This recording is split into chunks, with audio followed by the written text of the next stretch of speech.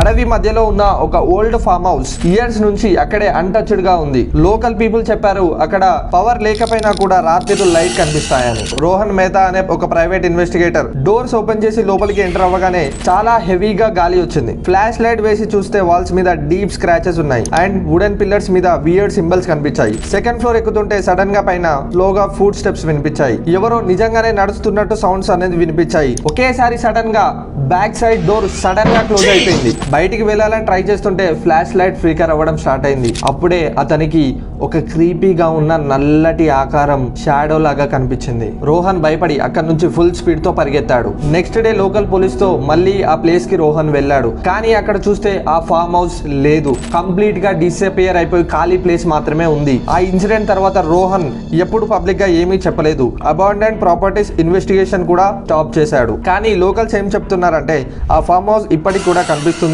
But only అది వెతకాలని అనుకున్న వాళ్ళకి మాత్రమే అని.